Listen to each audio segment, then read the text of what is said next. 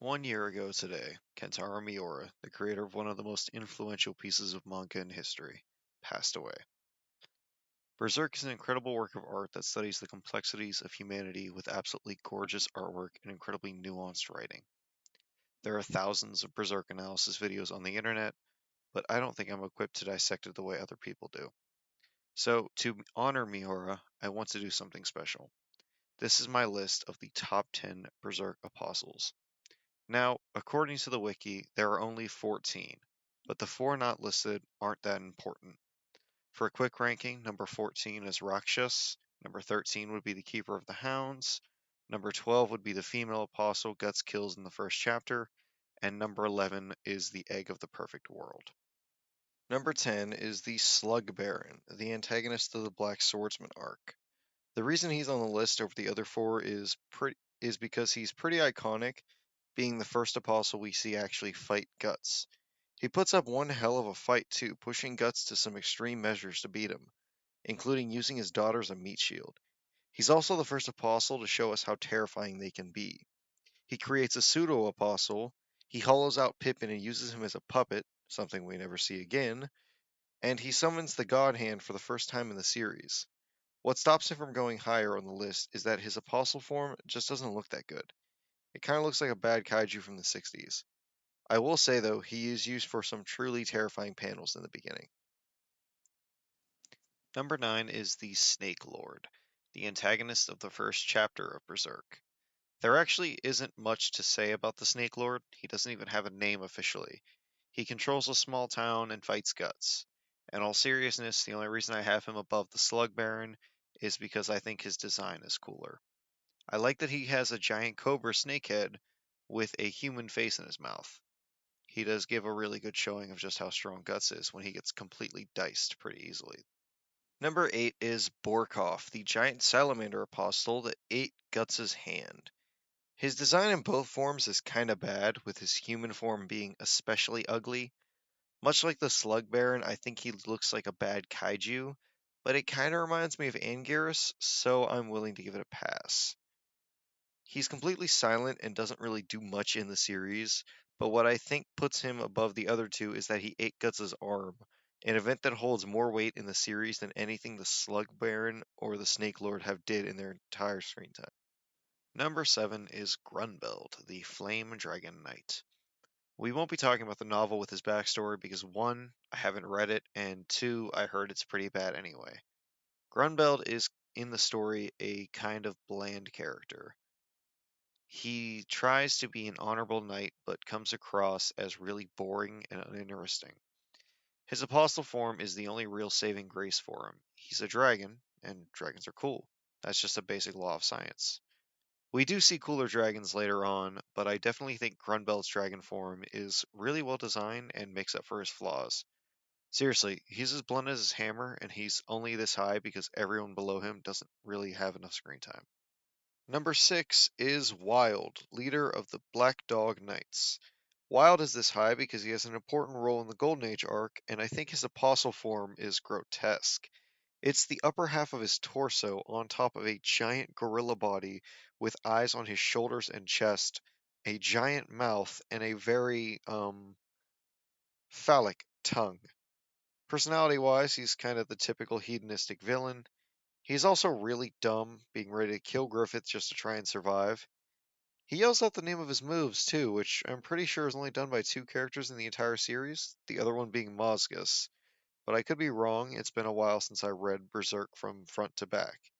He is kind of a big deal in the Golden Age arc, though the adaptations don't seem to think so, because he is chronologically the first apostle defeated by Guts, even if Guts didn't kill him.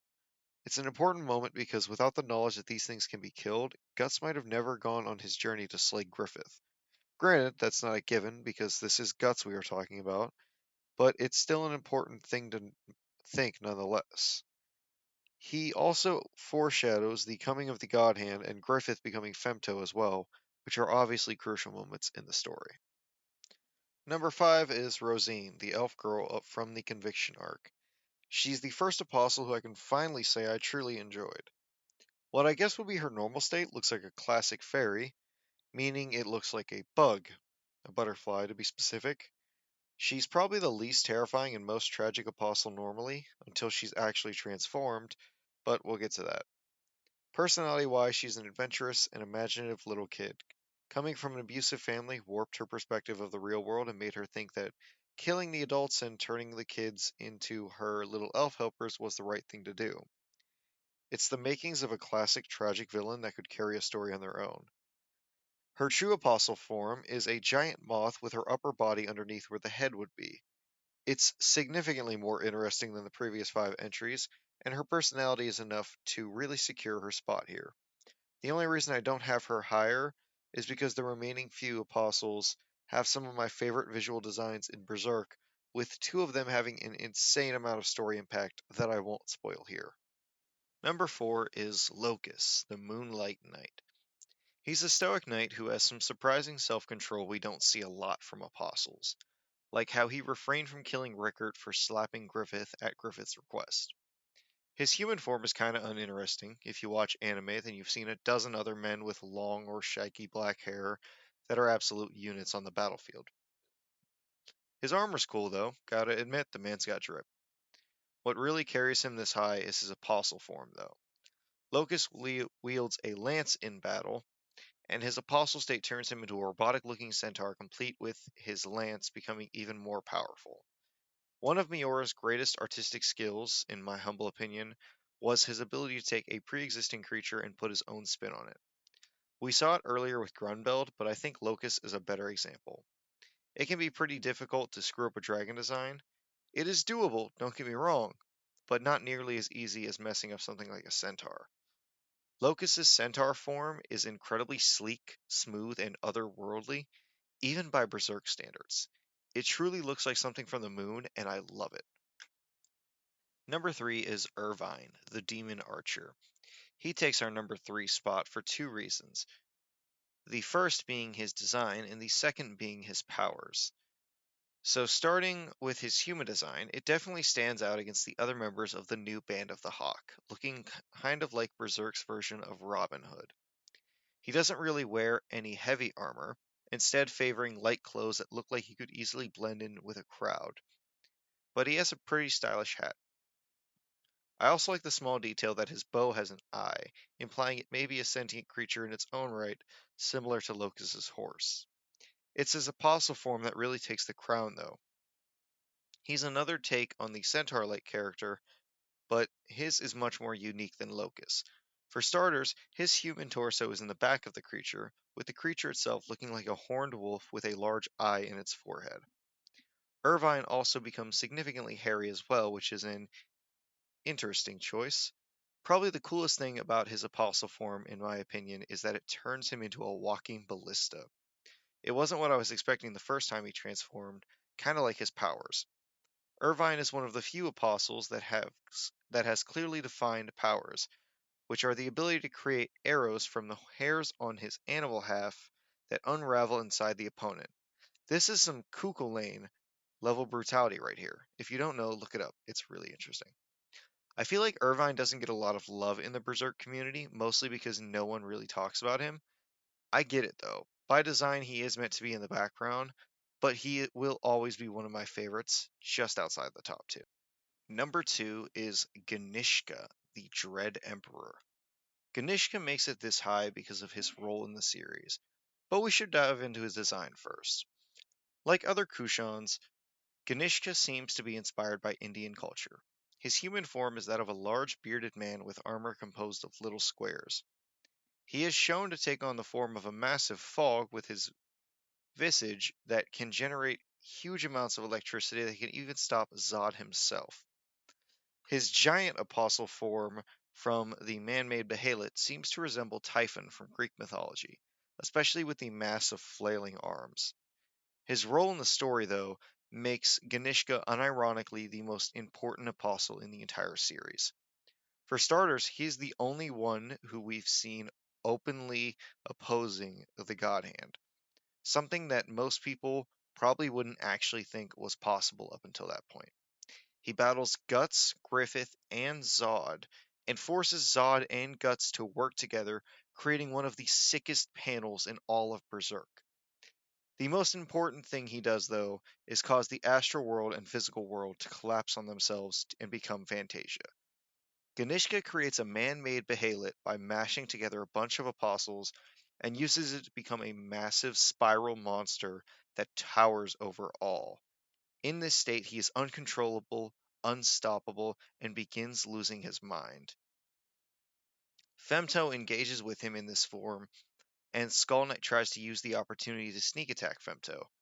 Femto knows of his plan and redirects his blade into Ganishka, causing a massive fissure in the astral plane known as the World Spiral Tree that allowed the merging of the two worlds. All of that should put him at number 1, but our number 1 is another level of awesome.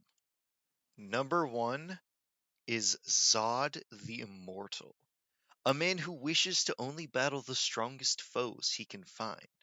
A man with a long-standing rivalry with the Skull Knight, the first apostle battled by Guts and Griffith, the apostle responsible for some of the best panels in all of Berserk, a god on the battlefield and the right hand of Femto. Zod has been around since the Golden Age arc and appeared in almost every arc since. He's a fearsome apostle that wants nothing more than a true challenge, which often leaves him saddened by how strong he truly is. His human form brings to mind a Norse berserker, a large muscular man clad in thin leather armor equipped with weapons designed to tear apart different foes. An interesting detail is that his face looks more animalistic than most other apostles, only really matched by Wild. It could be a representation of how they are much more feral and uncontrollable than the other apostles, or it could just be an artistic choice to give them unique designs. His apostle form is incredible, though. Zod takes on a form similar to a classic horned demon with wings, and it really works. My first instinct was to compare it to a goat, but I don't think that's accurate. Rather, I think this is just another case like with Grunbeld, Locust, and Irvine, where Miura took an already pretty recognizable design and simply put his own take on it. Zod is massive, covered with black fur, and has a classic set of demon horns.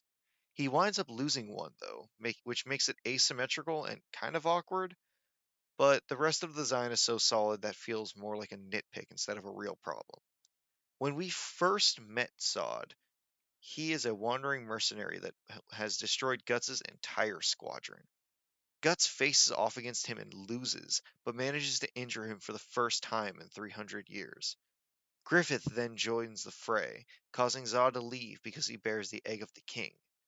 Zod appears at the eclipse and battles Skull Knight, losing an arm in the process. After the rebirthing ceremony, he swears himself to Griffith as his first apostle servant. Zod appears consistently throughout the series from there, so I won't cover all of it, but suffice to say his role in the story is huge. Zod is easily one of the most iconic characters in Berserk, right outside of Guts, Griffith, and Casca. He's easily my favorite apostle, and I think many people will agree with me. Before I end this video, I just wanted to say a few words in honor of Kentaro Miura. At the date of this video going up, it has been a year since his death, and we haven't gotten an official statement on whether or not Berserk will be continued. I know that his assistants want to carry Berserk to the end in honor of Miura, and I would be ecstatic if we managed to get to that. If that never happens, I'm also content with where the story is now. Berserk is a once-in-a-lifetime series that became a landmark in both manga and the dark fantasy genre as a whole. Very few other series have managed to reach the height that Berserk was able to. Kentaro Miura dedicated most of his life to telling the story of Guts, a story that impacted and inspired millions around the globe. And as much as I would love to see how it ends, I'm content with where Berserk left us. Thank you, Miura, for creating such an amazing series for us to enjoy.